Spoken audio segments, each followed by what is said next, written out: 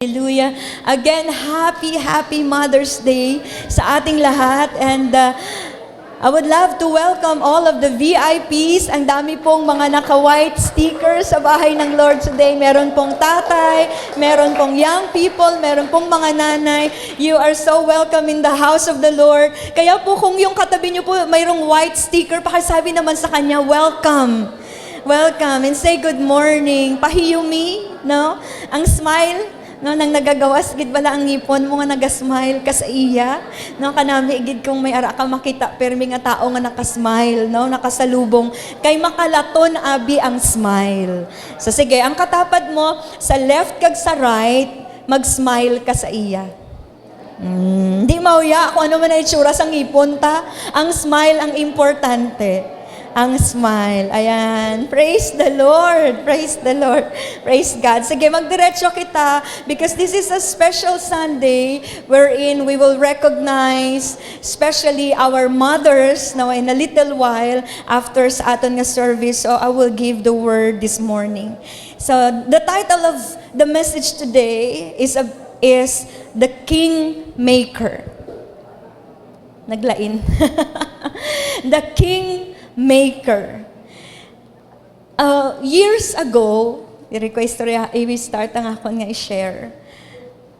We were happened to watch a movie entitled The Kingmaker, no? And inigali siya, it's a documentary of a certain woman nga kung paano siya nag-play sang role niya as a wife and as a mother sa iya nga bana kag sa iya nga anak. And this woman, documentary ni siya, so may positive kag may negative dito nga parts ng story, but I will not highlight the negative one, but I will make this story as a jumping board, no, dito sa kung anong gusto ko i-share subong nga aga sa aton, no. In this movie entitled The Kingmaker, ang bida si Imelda Marcos. Kilala niyo, nakita niyo na si Imelda Marcos, kilala niyo, di ba? So hindi ako political, hindi ko nag-introduce diri sang kung sino aton nga, botohon naman na. Hindi naman na. I'm just using the story. So, Imelda Marcos, dito sa documentary, ginpakita kung paano siya nag-play sang role sa mga successes and building of the buildings and the infrastructures during the time of the late President Marcos. The San Juanico Bridge is the first desire of Imelda Marcos. Nga ginpangayo niya gid ina kay President nga kay nanglan tukod ina siya kay ang iya nga lugar pakadto sa gani pa ang San Juanico Bridge. Ang probinsya niya? Oo, Leyte. So malayo ang lugar niya. And while the President is traveling around the world, she is also traveling around the world. And every time nga makakadto siya sa mga first world country, ara dayon siya sang grabe nga desire nga kung anong makita niya nga nami didto, himuon niya man diri sa Pilipinas. Because she believes nga, dito sa documentary, she believes nga may capacity ang Pilipinas nga mag-angat. So the next project is the Cultural Center of the Philippines. It's not Ferdinand Marcos, it was Imelda Marcos nga nag-manage sina nga mapatindog. Another is the Philippine International Convention Center, the PICC. You know, PICC, sino sa inyo kakadto sa PICC? No, kakadto kami PICC, kag-attend kami sa conference. Pero kung wala, no, that's the performing arts. No, dira siya tananin. It's very, very beautiful. Nga nang makasiling ka bala nga ng, wow, kanami, man gali sini, no? It's a premier convention center located in Pasay City. Another is the Manila Film Center. It was Imelda Marcos who initiated the construction of that. And it's intended to be a venue for the Manila International Film Festival. Ng mga pelikula bala, na muna siya, dira na siya ginahiwat.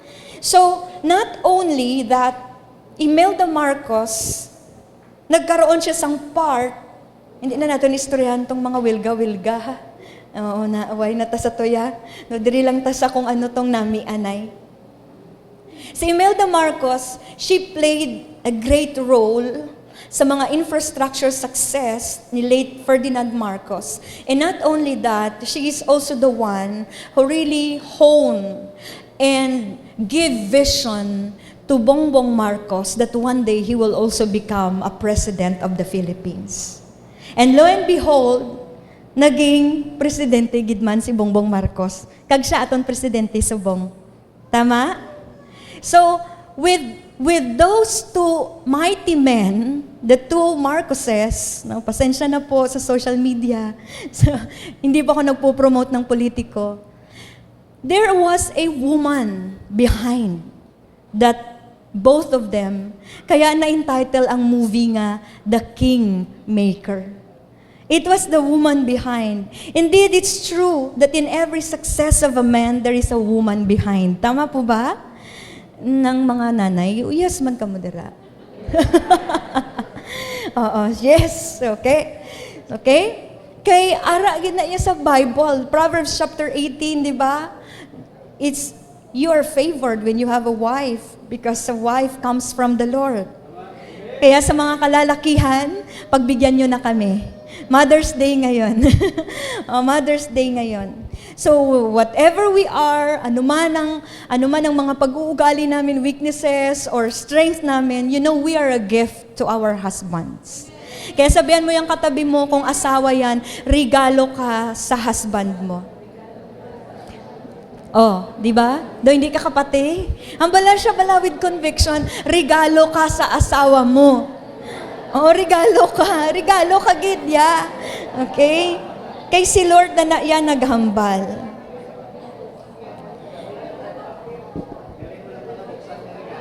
Oo, kaso lang wala pa nabuksan nga regalo. May nakabalot pang mga kababalagan na kailangan tanggalin, isa-isahin ni Lord. So pag-uusapan natin yan ngayong umaga. You know, I'm so grateful to the Lord that the Bible is not silent about women. Amen. And I'm so grateful that the Lord is, we are in the community and in a culture in the Philippines that women can also preach. Because there are also denominations that don't allow women to speak. But praise be to God that He designed every woman very unique and special for that great calling of raising a generation for the world. Generation para sa mundo at generation para kay Lord. Mga nanay, palakpak! Kay grabe gid ang aton responsibility. Hindi basta-basta ang aton nga responsibility. You know, this woman, a kingmaker who made the president during his time, ang iyang husband known because of the infrastructures that is in the Philippines right now, and also the same woman nga nag-raise up sang presidente naton subong. I believe that if we are that kind of woman today that will receive and accept the calling of God to us, and we will just receive the promises of the Lord sa buhay natin, ay makakagawa din po tayo ng generation that is not only be influential in our community, but will be influential for the gospel of Jesus Christ. Kaya po mga nanay, palakpakan po natin ang Lord. You know, the truth is, it's either we build or break our next generation. My dearest mothers, I am addressing myself to all of us. You know, we have the capacity to build or destroy. The Lord is calling us to be wise today. Open your Bible in Proverbs chapter 14, verse 1. The wise woman builds her house, but with her own hands, the foolish one tears hers down. Gabi po, dito ko po nakita, sa scripture po na ito, in the book of Proverbs, na napakalaki po pala talaga ng role nating mga kababaihan to build or to break our home. In the Amplified Version, it says, the wise woman builds her house on a foundation of godly precepts, and her household thrives. Tingnan niyo po ito. Ano po ba yung ibig sabihin ng saan at kailan mo ibibuild? Kanino mo ibibuild ang pamamahay mo? A wise woman builds her house on where? On a foundation of a godly precepts. Pag sinabi po nating precepts, these are the principles of the Word of God. Katotohanan sa salita ng Panginoon.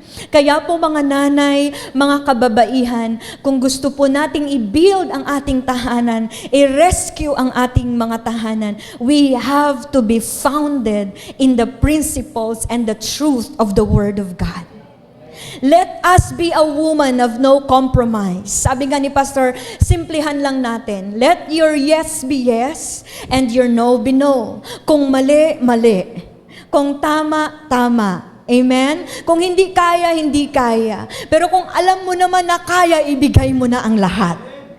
Kung babae ang katabi mo, build your home. Pakisabi sa kanya. Build your home. Kung kaya mo pang i-extend ang patience mo, ibigay mo na. Kung kaya mo pa talagang mag-forgive, sige mag-forgive ka pa ng mag-forgive. Amen? Kung kaya mo pang habaan ang pasensya mo at ang understanding mo, ang long suffering natin dyan, sige, ibigay na natin ang lahat. Because we are to build our generation. We are to build our homes. But the foolish one, says here in the second part, who lacks spiritual insight, tears it down with her own hands by ignoring godly principles.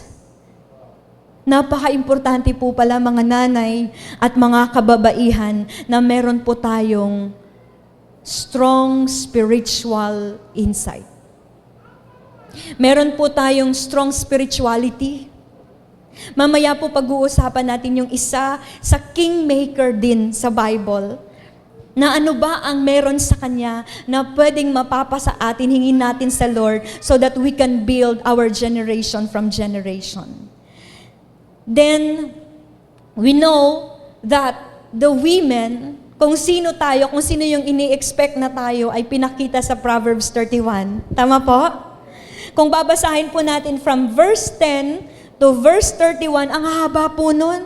Na-realize ko, oh my God, Lord, daw 5-3 lang gining akon diri. Daw hindi gid ko kapasa sa noble wife. Basahon ta? Last time, abi, ilunggo to akon Bible ba? Dintong akon Bible nga ilunggo man. Sige, sa Tagalog naman kita. Please open your Bible in Proverbs chapter 31. Bibilisan ko lang po. Okay, sa Tagalog, ang mabuting asawa. Makinig po tayo lahat. Mahirap makahanap ng magaling na asawa. Talaga, oh.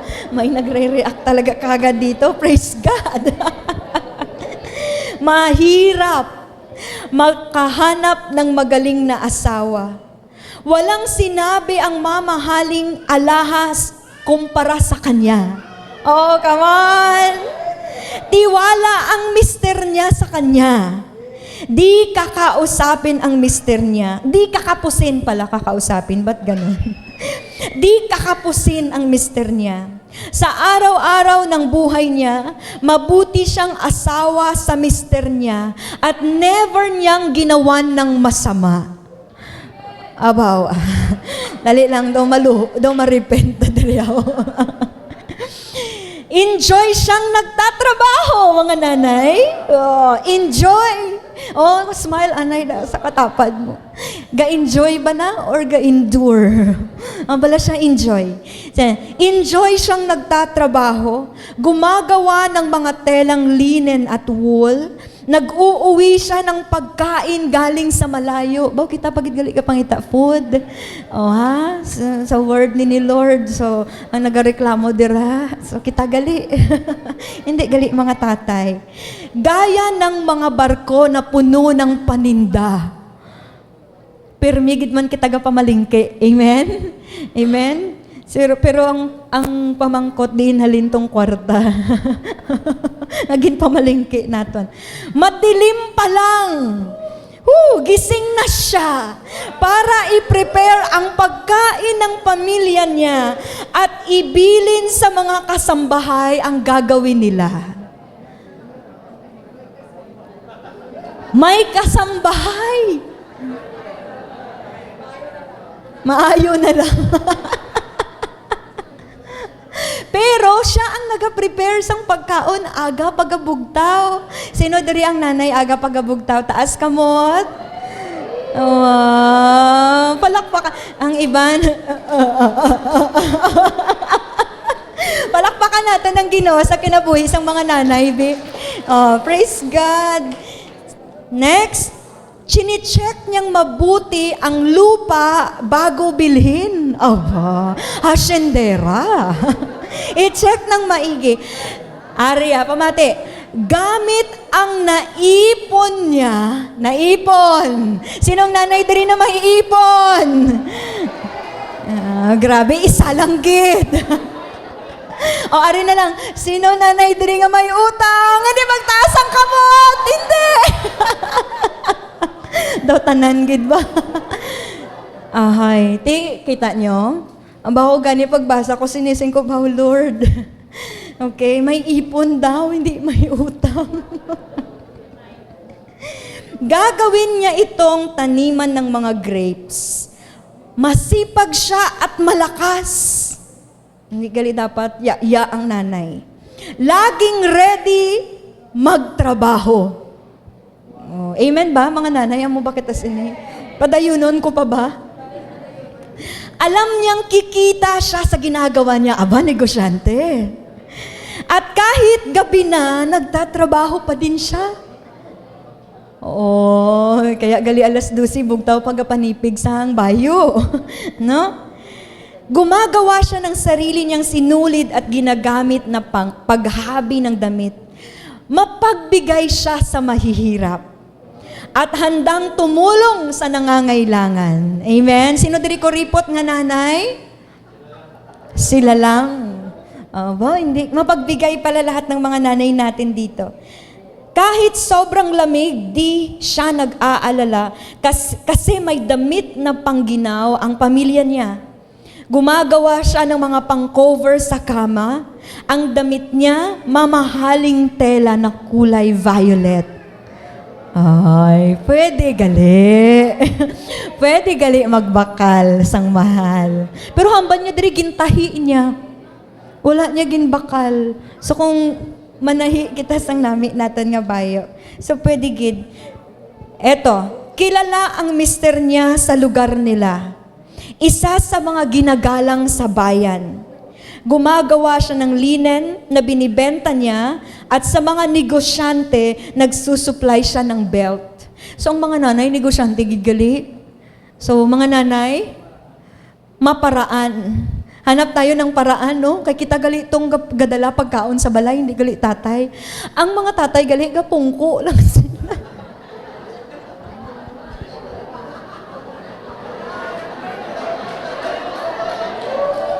Dali lang. Mother's Day ba ito o Father's Day? Nga daw lugi, nanay. Nga pungko lang sila sa sinagog. Kag naga-istorya, kag nagabalandra kung ano ang ginhimo sang ilang wives. Yeah, amo gali na siya. Matatag siya at nire-respeto ng mga tao. Sa mangyayari sa future, hindi siya natatakot. Amen? Pag nagsalita siya, may natututunan ka at mabuti ang tinituro niya. Sino diri chismosa nga nanay? Pag magsalita daw tayo, marami ang natututunan ng tao sa atin. Oh, in short, wala kita balan mo na. Okay, lagi niyang chine-check ang kailangan ng pamilya niya at never siyang makikitang tatamad-tamad. Kita gidya Ang husband niya mapungko lang gidya. Kita ang mangita sang paagi, kag kita hindi dapat tatamad-tamad. Baw. Hindi ko na lang nun basa. Bible pala naging basa ko. Baw, Lord. Sige. Ari na ta.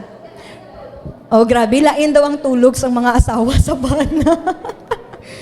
Proud sa kanya ang mga anak niya. Amen. Pati asawa niya. ganito siya purihin. Maraming babaeng magaling, pero ikaw ang the best sa lahat. Ay, hawakan mo yung katabi mo na nanay, pakisabihan mo siya, ikaw ang the best sa lahat.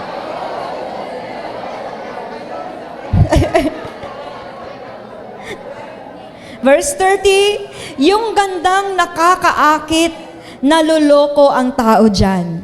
Ang kagandahan naman kumukupas yan. Pero ang babaeng may takot kay Lord, yan ang dapat purihin. Ibigay ang parangal na deserve niya dahil sa mga ginawa niya, purihin siya sa harap ng bayan. May harap man gali appreciation. So palakpakan natin si Lord. You know, it was concluded in verse 30 that says, the woman who fears the Lord is to be praised. So, in conclusion, ang sikreto lang gid gali sang pagiging wais nga nanay, kahadlukan ang Ginoo. Amen? Kahadlukan ang Ginoo.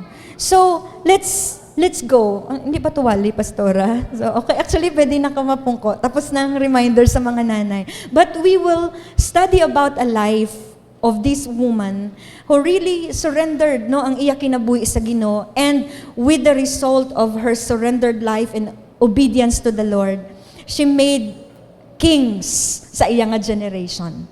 And she is Ruth. She is Ruth. One of the women in the Bible that exemplified the character of a kingmaker is the Moabite Ruth. Alam nyo, si Ruth, hindi naman siya Israelita. Hindi siya pinili.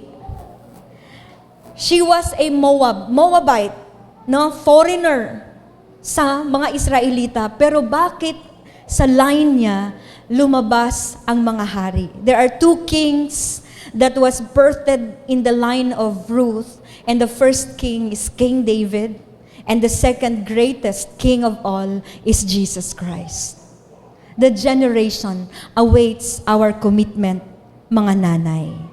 So what are the traits? What are the exemplary traits of Ruth that get her noticed and receive the favor of the Lord? Na-receive talaga ni Ruth ang favor ng Lord. So let's go. Number 1, tatlo lang ito kasi wala na akong oras. Loyalty. Ano ang meron kay Ruth? Loyalty. Ruth chapter 1 verse 16 to 18. But Ruth replied, "Don't urge me to leave you or turn back from you. Where you go, I will go, and where you stay, I will stay. Your people will be my people, and your God, my God. Where you die, I will die, and there I will be buried. May the Lord deal with me, be it ever so severely, if even death separates you and me." And when Naomi realized that Ruth was determined to go with her, she stopped urging her. You know, during this time, alam natin yung storya, tama po ba? Wala ng anak si Naomi, namatay na lahat, at ang sinabi ni Naomi, Ruth and Orpha, pwede na kayong umuwi sa kanya-kanya ninyong mga tahanan dahil ayaw kong mamatay kayo na wala kayong descendants. Pero sabi ni Ruth, hindi po, loyal ako sa iyo. Determinado ako. So what is loyalty? Loyalty is a quality or a virtue that denotes faithfulness, allegiance, and steadfastness to someone or something. Ang loyalty po, it is equivalent to faithfulness. You being steadfast, it implies a strong and unwavering commitment. Committed si Ruth sa cause ni Naomi. Committed si Ruth sa cause at kilala niya ang Diyos ni Naomi at loyal siya sa Diyos ni Naomi. Often, this commitment is being exposed or showed up or manifest when it faced challenges or temptations to abandon that certain commitment. Alam niyo, sa buhay po natin, mga nanay, marami po tayong pagdadaan ng hirap. Marami po sa atin ngayon dumadaan sa sobrang hirap. Tama po ba? Tama po? But if we will be loyal to God and the cause of the Lord, we will birth a generation of kings and queens na kahit hindi na natin nakita, hindi na natin makikita later on, ay magpapatuloy sila sa kanilang loyalty sa Lord dahil loyal tayo despite and in spite of hardships and persecutions sa mga buhay natin. Her loyalty will not only for her mother-in-law. Hindi lang naman yung loyalty ni Ruth sa mother-in-law niya, kundi kay Lord. Tingnan niyo to, anong sabi niya? Your God will be my God. Ang Diyos mo ay Diyos ko. Ganito ba tayo? Ganito ba tayo ngayong umaga? Panginoon, wala nang ibang Diyos kundi ikaw. Whatever may happen, I will remain committed to you. Hindi ako mag-give up sa aking service sa iyo. Hindi ako mag-give up sa family ko. Hindi ako mag-give up sa pagkatawag mo sa akin. Dahil ikaw ang Diyos at wala nang ibang Diyos sa buhay ko. That's loyalty. The Bible urges us to be loyal despite of hardship. With believers showing loyalty to God through devotion and commitment by following His commands. So ano ba yung loyalty na gusto ng Lord sa atin? Let us be loyal to His commands. Maging loyal tayo sa kagustuhan ng Lord. Maging loyal tayo sa kung ano ang purpose ng Lord. Hindi dahil, ganito kasi yan, nanay, masyado po talaga tayong emotional. Agree po ba tayo dyan? Tayo yung, kung may iyakin man po, tayo yung pinakaiyakin, tayo din po yung pinakareklamador, na kita, pero may makakita, san daw something ba? Kaya ang aton bala nga emotion, hindi bala kita kabalo mag-handle well. No, not like man. No, they are, composed. No? Ganyan talaga pagka-design ng Lord sa kanila. Kung kisa gani, maugot-ugot ka na lang, kay gahibi ka na, pero gatulok lang gyapon siya sa imo. Duway lang gyapon siya pakialam, di ba? No? But you know what? Kahit anong mangyari, let's settle to be loyal to God. Bahala na. Okay? Kanino tayo maging loyal? Una, maging loyal tayo sa kay Lord, kung anong kagustuhan ng Lord. Pangalawa, maging loyal tayo sa mga husbands natin. Come on, kaway-kaway dito, yung buhay pa, yung kanilang mga asawa. Na mga nanay, buhay pa imo ubana, taas mo kamot. Buhi pa. O, wag, hindi pagpat siya sa una-una mo. Buhi pa siya ba? Nang makitaan mo, makaptan mo, taas ka mo, sige, kaway-kaway natin. Ikaway natin. And let us be loyal to God. Alam niyo po, yung church po natin, talagang napakaraming beautiful stories about married couple, kung papaano yung mga hardships na pinagdadaanan. But today, the Lord is calling us to be loyal to our husbands. Kung feeling mo hindi man siya naging loyal sa'yo at wala siya dito ngayong umaga, kahit nandito siya pero pakiramdam mo hindi siya loyal sa'yo, basta ikaw loyal ka sa Kanya. Amen? Palapakan po natin ng Lord. Bahala na. Because bakit kailangan maging loyal tayo? Kasi may mga anak po tayong ihuhon. May mga anak po tayong nakakakita ng responses natin. May mga anak po tayo at may mga apo at apo-apo. Na kung anong commitment meron tayo ngayon sa generation natin, ay maipapasa po yun sa kanila. Amen po mga nanay? Kaya nga talaga, ang bigay ng Lord sa atin is in Mark 8:34. If anyone would come after me, if you declare today, Lord, you are my God. Sabi naman ni Jesus, if you would come to me, you must deny yourself and take up your cross and follow me. No matter what happened, take up your cross. Be loyal to God. Deny, take up your cross, follow Jesus every day. In all situations, in all circumstances, maging loyal po tayo kay Kristo. Amen, maging loyal po tayo sa mga husbands natin. Pangalawa, maging loyal po tayo sa mga anak natin. Amen po ba?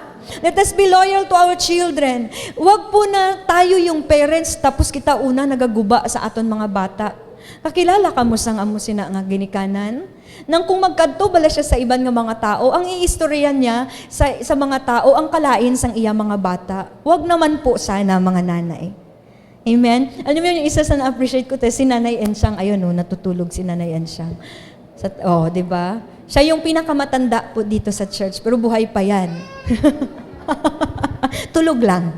Okay? Malakas. Kasi nag-church pa. Nakikinig. Okay? Si nanay, every time na nimo siya nga istoryahon, ang pormi niya na iistorya sa imo mo niyo, balaan mo bala, tong bata ko nga si Lani, siya gid na iya ang nagbulig sa ako, naggastos sa iyang mga utod nga nagpa-eskwela. Amo na nga naglaon na siya. Okay. Sunod naman, pag istoryahon mo siya liwat, mambal naman na siya, kilala mo tong bata ko nga si Alan? Ganyan siya pang magsalita about sa kanyang, may bata ko nga si Gary, bis hindi ko kilala. Yes, Nay. Ginakwento niya na sa imo kung ano ang mga achievements ng iya mga bata. Talagsa sa Malaka, or daw hindi mo gani siya mabatian nga maghambal nga, balan mo maldita, gid na si Lynn.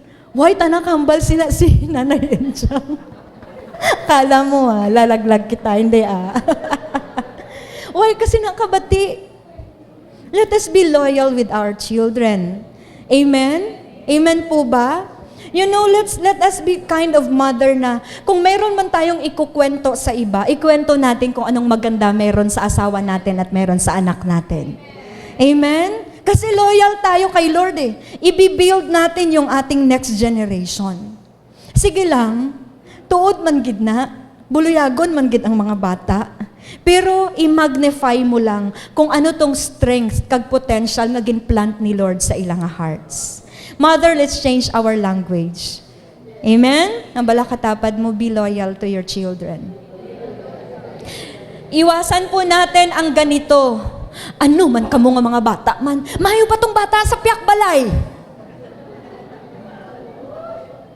Diba? Gina-compare naton bata. Mayo pa tong bata. Ari pag ito, guilty gid kami sini pastor ba.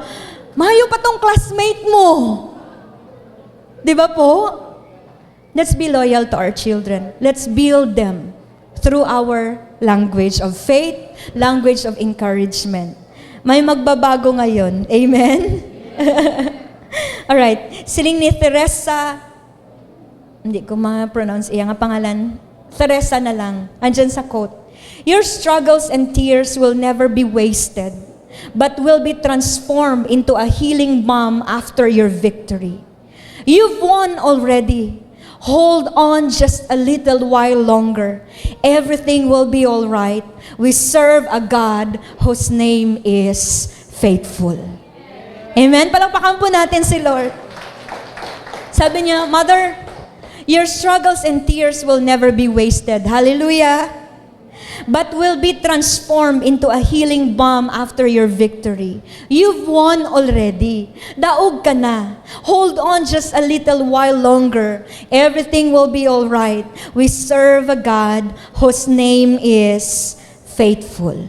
Palakpakan po natin ang Panginoon. Maging loyal lang po tayo sa Lord at makikita po natin ang victory ng ating mga panalangin. Pangalawang karakter ni Ruth, ilang minutes lang ako, Ate Noe, please. Hardworking. Ruth is a hardworking woman. Tingnan niyo po ito. And Ruth the Moabite said to Naomi, let me go to the fields and pick up the leftover grain behind anyone in whose eyes I find favor. Now Naomi said to her, go ahead, my daughter. So she went out, entered the field, and began to glean behind the harvesters. And it turned out she was working in a field belonging to Boaz, who was from the clan of Elimelech. Hardworking si Ruth. Siya ang nagatrabaho para sa ila ni Naomi. Kay tungod nga sila na lang duha nagapangabuhi, siya gid ang nagapaningkamot. Ano hambal kagina sa Proverbs ang ginbasa naton, verse 15? She gets up while it was still night. She provides food for her family and portions for her female servants. She sets about her work vigorously. Her arms are strong for her tasks. Ibig sabihin, hindi gid siya tamad. Ang nanay, kung gusto naton nga i-build ang aton nga next generation, hindi po tayo dapat tatamad-tamad. Saan tayo hindi tatamad-tamad? Una po, hindi po tayo tatamad-tamad sa pananalangin natin. Our only protection for our children is our prayer for them every day. Wala na po tayong ibang proteksyon. Hindi po natin alam kung ano pong pumapasok sa mga isipan nila. Hindi din po natin alam kung sino yung mga taong makakausap nila at pwedeng maka-impluwensya sa kanila. But when we come to God in prayer, we are protecting our children. We are protecting our next generation. You know, Ruth was no slouch. She worked from dawn to dusk. Talagang nagtatrabaho siya simula sa umaga hanggang sa gabi. Every day during the harvest season, without complaint. Kaya nga, nag-i-enjoy. Nag-i-enjoy ba tayo? Nang may arabala to one time, nga nang daw kapoy-kapoy, gid ko ba? Tapos na nagpasaway pagid ning mga bata ko, 4 nga daan sila kabilog. Hambal ko, nang buy-boy ako. Saling ko, grabe, ako na sa ila. Saling ko sa ila, grabe yung kalat ninyo. Sabi ko, pag kumain yung basura, ilagay sa basurahan. Di ba? Ang mga ugali nila, balag nabilin lang nila kung diin-diin. Gamay lang man ang balay namon, pero kalat pagid. So, nang boy-boy ako ba, gahambal ko kay, ikaw Timothy, yung panganay. Dapat kuya ka, alam mo na dapat natulungan mo ako. Kuha ka ng walis. Tapos sila reklamo na sila. Ang bulong ko sa, sino ka tigang? Sino ka panglampaso? Sino ka luto sudan? O sino ka panipig kabayo nyo? Sino ka pamlansya? Grabe, nang buy-boy ang nanay. Pagkatapos, bugat at gidang akon nga heart. Saling ni Holy Spirit, reklamador. Hindi tayo dapat nagre-reklamo. Dahil binibuild natin yung ating next generation. Amen? Sabi ng Bible, malakas ang kanyang mga braso. Strong siya sa iyang task. Amen? Amen? Kung kisa mo pa niyo, lalo na pag makita nato ng aton nga bana nga nagapungko, why ka man gahambal, pero ang hununa mong gabal, grabe naman na siya. Why niya ginakita nga ako lang di sa katrabaho? Pungko lang siya da. No, tanaw lang siya ka TV. Diba? Diba? Hambal na katapad mo, makarelate ka, no? Grabe siya. Oh, tuldukan na natin yung mga arguments na yan ngayong umaga. Kasi talaga yung mga asawa, nakaupo lang talaga yan sila. Yung mga husbands, nakaupo lang talaga. Daw si Nanay Lily daw hindi magsugot. Sa gilid. Praise God! Kay may mga husbands ganyan nga gusto kabalo magluto. Amen? In fact, masarap pa silang magluto kaysa sa atin, no? Minsan. Pero wag mo namang i-expect na lahat ng husband ganyan. Kasi hindi yan binigay sa kanila ni Lord na trabaho. Sa Father's Day, bala ng pastor sa ila. Basta sa Mother's Day, aton gid na iya trabaho. Amen ba mga nanay? Ang problema pa, mayo patong bana ni Juan. At least man lang kabalo magisasang tinapa. Bawning akon bana, pati kape niya, ako pagit matimpla. No? Grabe. Alam mo ba na language yan siya ng pagmamahal? Dear, mahal, pwede kape? Tapos, grabe. Ako nagkakapot sa, wala kasang kamot, how? Actually, wala kasi na naghahambal, pero ang una-una mo, nagapangbuno. Grabe ba? Nakarelate ba tayong mga nanay? Tapos mga bata, no? You know, let's do it. Let's be like that because yun talaga eh. Yun talaga yung design natin. The Lord will empower us. The Lord will give us strength. Gusto ko po maging honest sa inyo. May confess ako. Ano na naman na, pastora? You know, in my prayer time every day, pag mag-ask ako kay Lord, sabi ko, Lord, bigyan mo ko anointing. Grabe, para mag-preach. Lord, bigyan mo ko anointing. Bigyan mo ko lakas to serve my husband today, to serve my children today, and to serve the church. So una-una, gid na iya si pastor. Gapangayo ko kay Lord kusog. Gapangayo ko kay Lord kalipay to serve my husband and to serve my children. Because what is my life for if I will not play my purpose for my family and my husband? I desire to build my family. Bata pa akong mga kabataan. Hindi perfect, pero naga-work out ka nga masunod mo si Lord. to build your family. So be hardworking. Pakisabihan mo sa katabi mo, be hardworking. You know, Ruth did not work as unto God and not for the applause, did her work as unto God and not for the applause of others. In the end, we know the story, she reaped the benefits she could not have ever imagined because of being hardworking. Siling sa Colossians 3, chapter 22, verse 24, my dear mothers, slaves, obey your earthly masters in everything. And do it, not only when their eye is on you and to curry their favor, but with sincerity of heart and reverence for the Lord. Whatever you do, work at it with all your heart, as working for the Lord, not for human masters, since you know that you will receive an inheritance from the Lord as a reward. Amen? It is the Lord Christ you are serving. Look at this. If we will do everything for the Lord, with all of our hearts para sa Lord, meron pala tayong inheritance. Ang reward natin sa pagiging hardworking ay ang ating inheritance. Sino yan sila? Mga anak natin. Mga next generation na maaayos ang buhay dahil nag-exemplify tayo ng character that we are doing everything for the Lord. Mga nanay, may babaguhin po tayo sa ating mga puso. Let's do everything for the Lord. Pastora nga as slaves, obey your earthly masters. Maraming gamit ko. Kaya sa tuod lang, ang mga husbands naton, masters na naton sila. Oh, lipay ang mga husbands. Okay, remember Sarah. Sarah, Sarai and Abram. How she called her husband. She addresses Abraham as master. Hindi queen ko ya. Sangging pangasawa niya ko. Hamba niya, ibibigay ko sa'yo ang palasyo. Ibibigay ko sa'yo ang moon at saka ang star. Kitagi kong iwi sang nanay. Nakadumdum siya sa promise ng iyang. Sorry lang kitang mata ko sipat ba? Kang iwi na siya. But those are all fantasies. Wag natin yung pakinggan. Pakinggan natin kung anong sinasabi ng salita ng Panginoon.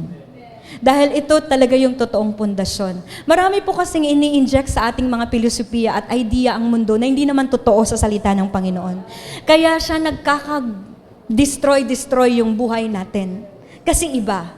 Dito sinabi sa salita ng Panginoon, slaves, obey your masters. Our husbands are our masters. Hindi man siya mukhang master. Ang ugali niya ganito, hindi ka master. Regardless of.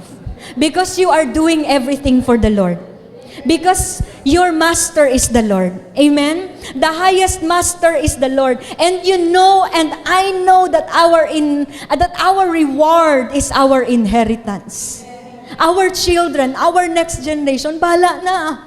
Bahala na ya. Amen? Let's do it. In our daily works and responsibilities, let's do it with joy. Amen? Mag-i-enjoy tayong maglalaba. Amen? Mag-i-enjoy tayong mamamalansya. Mag-i-enjoy tayong magluluto. Hindi nga ako na lang parang galuto. Halis sa aga, uto, gabi, ako galuto. Di sinong nanay, sinong magluto, abi. Di ba? Amen ba? Grabe talagang mga nanay. Okay? Listen to me. Not as a responsibility, but a privilege to serve our family. Amen? Amen? Change po natin yung ating pag-iisip. Hindi po dahil responsibilidad natin, kundi binigyan lang tayo ng Lord ng privilege to serve our husbands and to raise up our children. Palapakan po natin ng Lord. Parang nararamdaman ko yung mga single, parang ayaw ng mag-asawa. Ganyan pala, pag maging mother ka na. O pag-isipan mong maigi. Kung kaya mo, di mag-asawa ka na. Pero kung hindi pa, magpa-equip muna kay Lord. Amen? And the last character of Ruth is, she is courageous. She's loyal. Pangalawa, hardworking. Pangatlo, courageous. One day, in chapter 3, verse 1 to 5, Ruth, mother-in-law Naomi, said to her, "My daughter, I must find a home for you." Ang ganda din naman talaga ng puso ni Naomi, Yung na-appreciate ko talaga yung heart ni Naomi, hindi niya pinabayaan si Ruth. Hindi niya hinayaan na, hindi niya gin-take advantage ba? Nga hardworking si Ruth, palangga siya ni Ruth, nga sige ng trabaho, ang trabaho lang trabaho. She also looked for the future of Ruth. Tayo din po, tingnan din po natin kung ano yung magiging future ng ating mga anak at ng ating next generation. Sabi niya, "My daughter, I must find a home for you where you will be well provided. Now Boaz, with whose women you have worked, is a relative of ours. Tonight he will be winnowing barley on the threshing floor. Wash, sabi niya, paligo ka.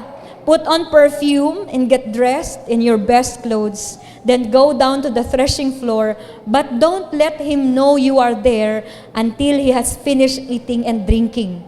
When he lies down, note the place where he is lying, then go and uncover his feet and lie down. He will tell you what to do." Then Ruth said, "I will do whatever you say." Upon the direction of her wise mother-in-law, mautak talaga tong si Ruth Ruth presented herself at the feet of Boaz. Naging obedient siya. Alam nyo, hindi basta-basta yung kanyang gagawin. Kung baga, mangamang si Ruth. Kagi na ka mo pangamang? Hindi lang magsabat. Okay? Mangamang siya sa Ilonggo ba? Di ba mo ng term? Ginkamang niya si Boaz. Gintagaan siya instructions sa iyang mother-in-law. That's very awkward. Di ba? Ang shame kung mabalaan nga nangamang ka. Ha?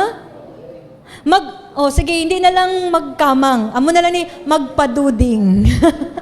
Magpaduding siya. Uy, kuloin to. No?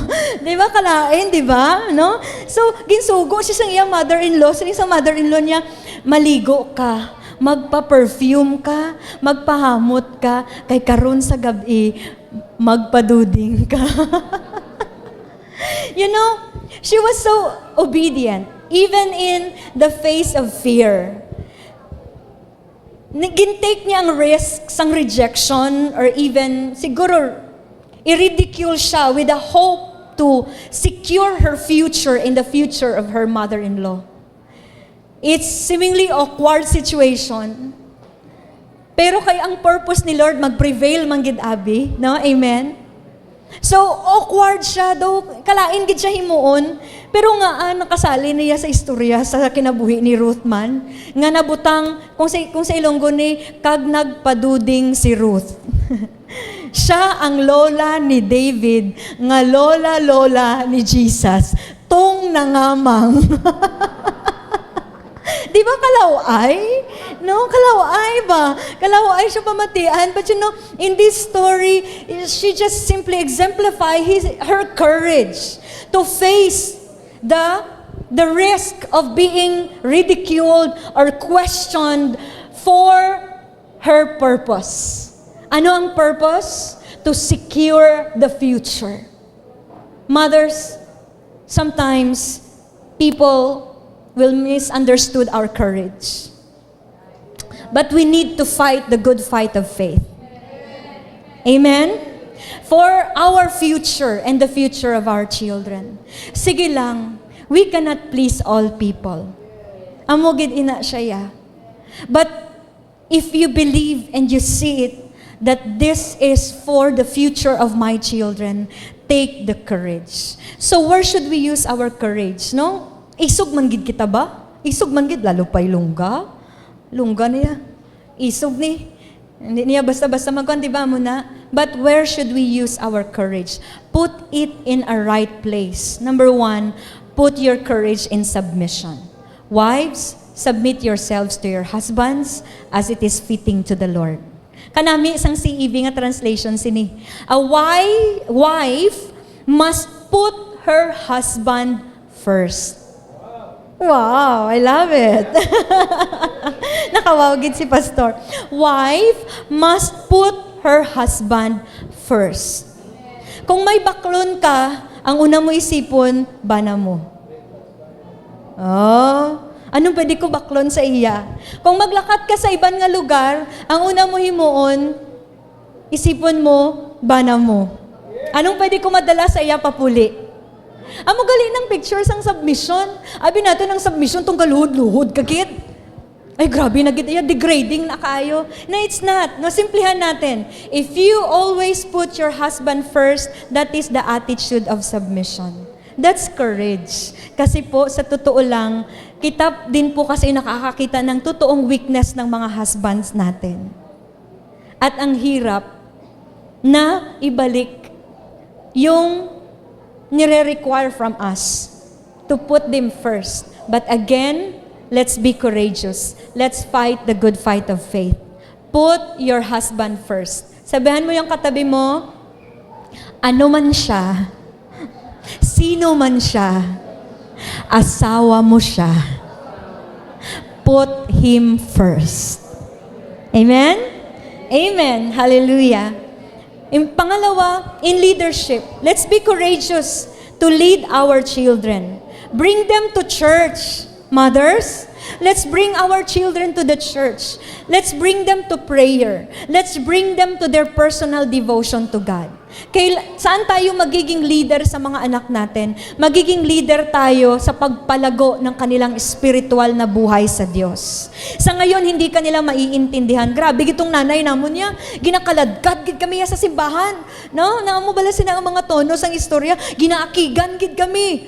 Paras ka ginaaga pa alas 6 nang ginbugtaw ko na si Daniel tapos ano ko siya ba ginkarga ko pakadto sa CR. Amba ko na maligo ka na kasi hindi ka nakaligo kahapon. So gaduyong-duyong pa siya.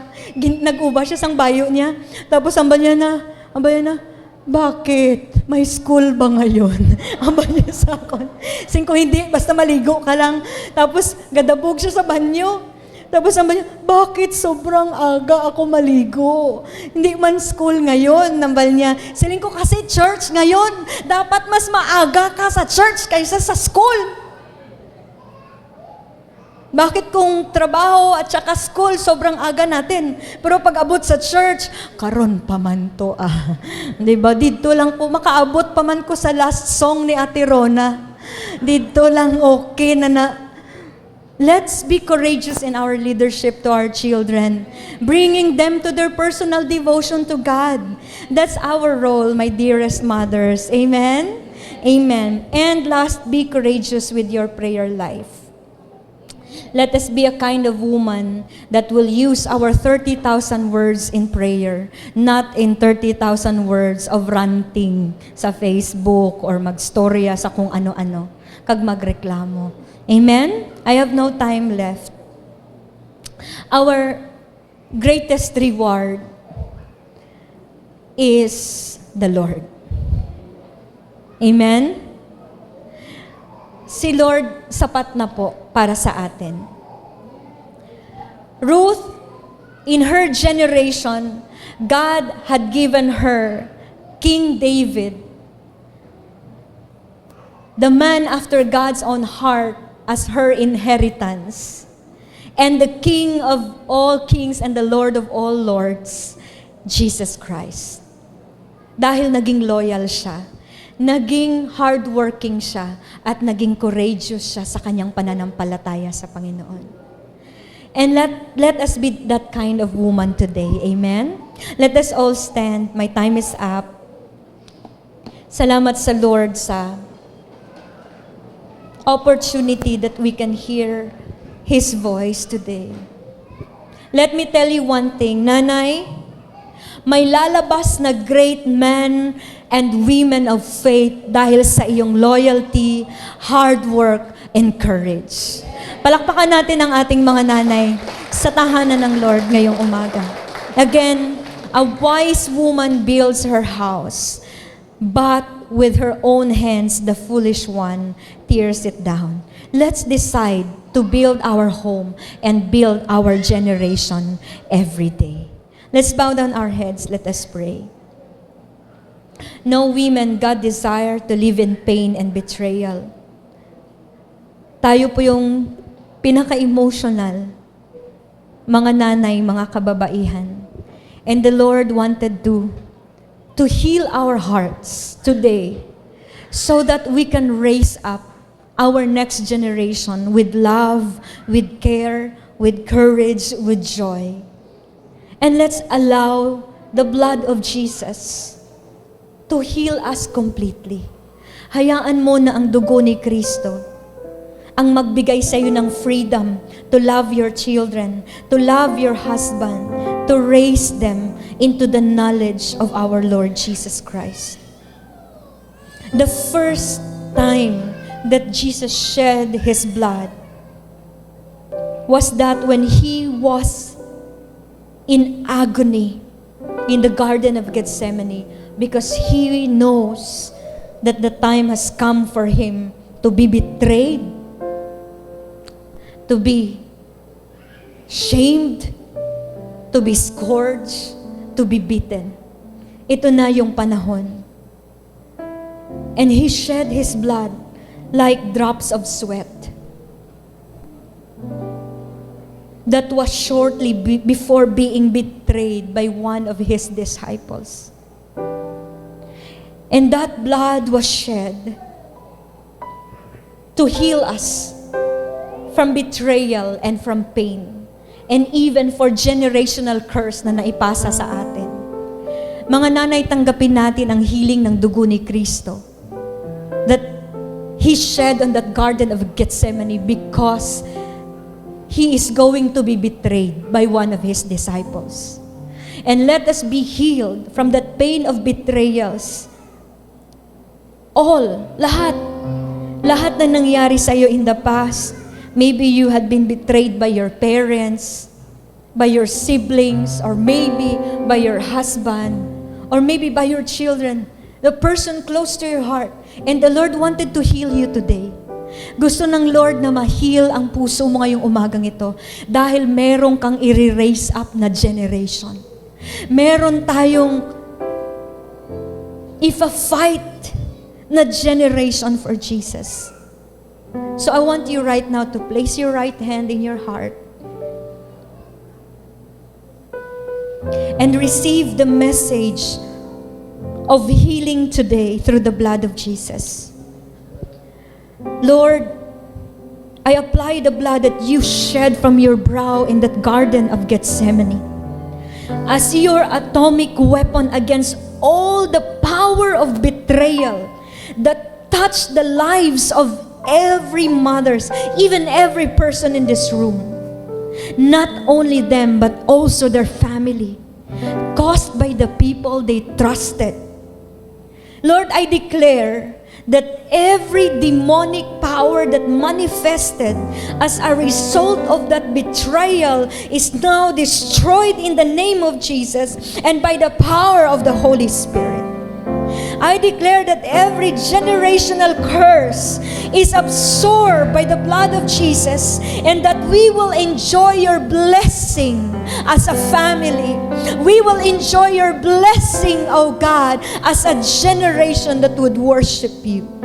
Thank you, because your purpose is to bless us wherever we are and to use our lives as a living testimony of your goodness and your faithfulness. And so today, O Lord God, manifest your glory to every hearts in this room. Protect our family, O God. Protect our descendants from all harm by the blood of Jesus. Lord, thank you for blessing us abundantly. And you are the one who will defeat all of our enemies. Thank you, Lord, that in your purpose you make us as a head and not the tail. We will fight the good fight of faith. We will be kind of mothers that would pray for our children, that would pray for our husband, that we will protect our family, O Lord God, by our commitment, our loyalty, our hard work, Lord, as mothers.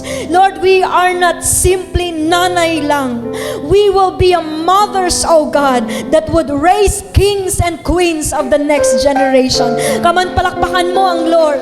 Thank you, Lord, that your word is our guide.